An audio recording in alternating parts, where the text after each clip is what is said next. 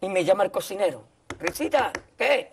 Ve por la paellera. Venga, que las 2 de la tarde ya están aquí. Miren, bañador, en las chanclas.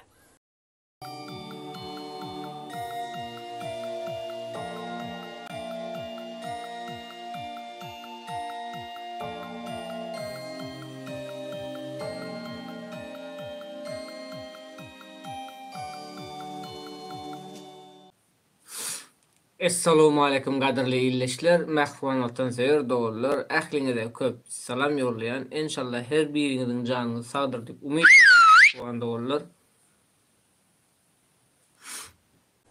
Y me llama el cocinero. Risita, ¿qué? Ve por la paellera. Venga, que las 2 de la tarde ya están aquí. Miren, bañador, en las chanclas.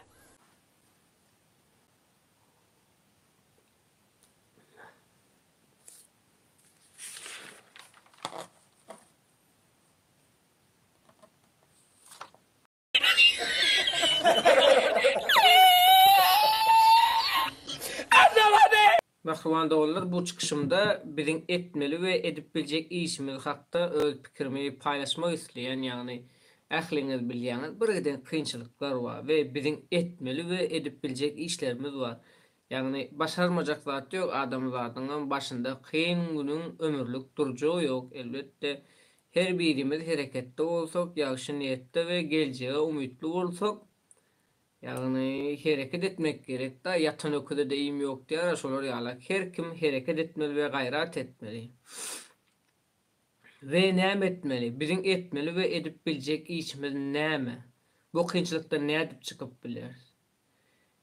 Elbetde pikir etip görüň, bir adam iki adam üçin hiç zat goz bolmaýar. Ýagny özüňiz bilýäňiz-de, mesela maden bir agacy çekip ýerinden goparmakly üçin bir adamyň güýji ýetenok. 2 adamın güýji ýetenok, 3 adamın güýji ýetenok, 4 adamın, 5 adamın, 10 adam bolup gowran bagyň köküni goparyp bolar. Elbetde 10 adam bolsa we indi gözüňe getirip görün, näçe adam sany köp bolsa, şonça da güýji köp boljak. Indi pikir etip görün, näçe kesellik kän bolsa we keselli dertlik kösenýän adamlar seslenip başlansa we bu sesler ýanlanyp başlasa, göresi gelmeýän, görüp de görmezden gelýän adamlar hökman herekete geçecekdir we biziň sesimizi dinläp mejbur kömek etjekdir.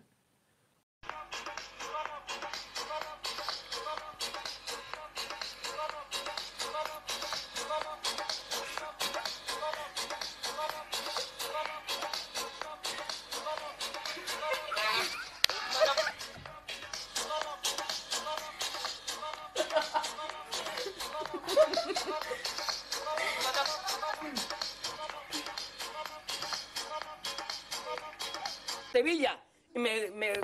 Y al último, que cuando ya salió la bien de regla, estamos llorando los dos. Me cobró el tío la...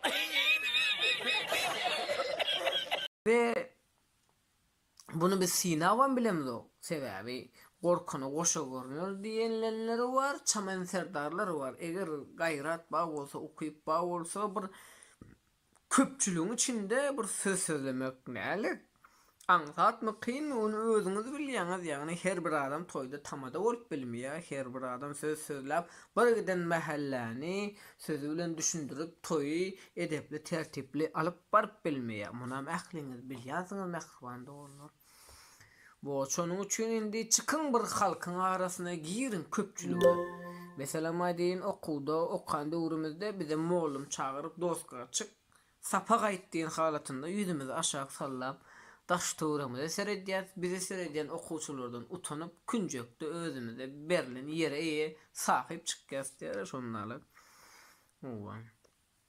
Şonuň üçin mähruwan dogurlar bu bize seredip, bize göwün ýetmezçilik edip özüňizde bir näme diýsem ka menlik, şan şöhret paralyk döretmen özüňiz çykyn, gaýşaryp çykyn mana.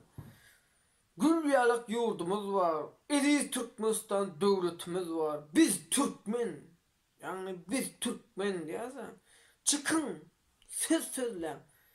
Biriň Türkmenistany wasp edip sözlän, aýdym Türkmenistany. Bu taýda aýdym diýsem ol başka nemeleri tarif etmeliler de o Türkmenistan vatanımızı, bizim vatanımızı, bayrağımızı, oturup hayran halen bizim bayrağımızı, vatanımızı tarif ediyen yok.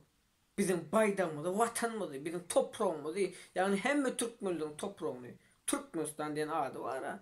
Şunun için Türkmen toprağını, vatanımızı tarif edip aydım etmeli. Adamlar ölümlü, yani bu dünya baki gelen yok. Ölmeyecek bulup yaşam halen gelin, ölmez gitmez zaten tarif edelim. Vatanımızı, Türkmen toprağımızı. Türkmen toprağın neyemediğini vur bilyas mı diyen mi? Vatanın neyemediğini. Burada da fikir etip görünmek vanda olur. İntegem bize şu kariyer soru veren o.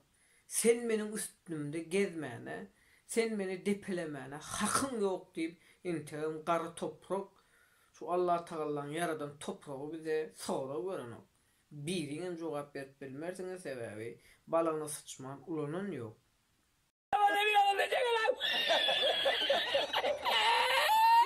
Llegaba el agua hasta el restaurante. Había subido la marea.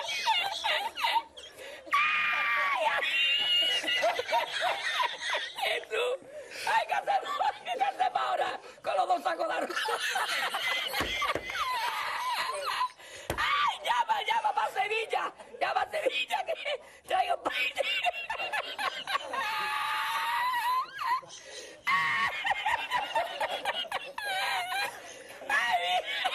Jesús, yo con el bañador y con la paella. El cocinero. No vea, para Sevilla.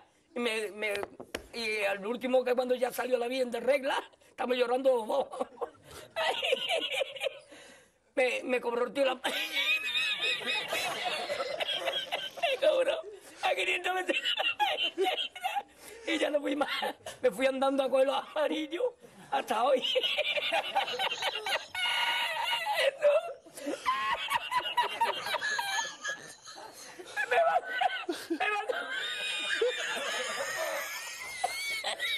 Me mandó por la noche, había bajado el agua y por la mañana había subido. Cualquiera estaba donde está la paellera, ¿sabes? A lo mejor está en el barco ese del petróleo. En el Prestige. En el Petriense.